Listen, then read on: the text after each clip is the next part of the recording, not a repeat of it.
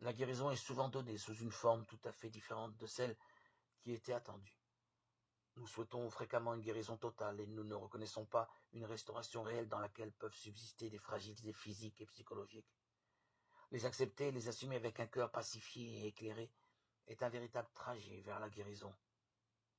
Il est possible aussi que nous attendions la guérison de tels points précis, alors qu'une autre zone est touchée et appelée à la conversion.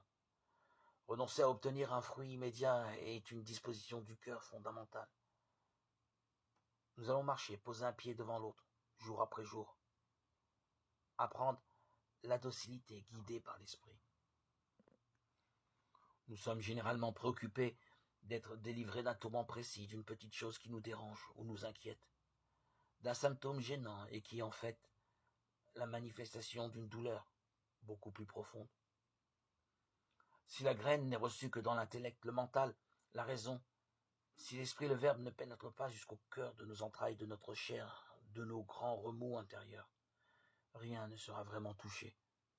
Ce trajet est chemin d'incarnation, de descente de l'esprit dans notre humanité. C'est celui que Jésus-Christ a vécu. Ne nous inquiétons pas car l'esprit vit en nous et nous aidera à cheminer.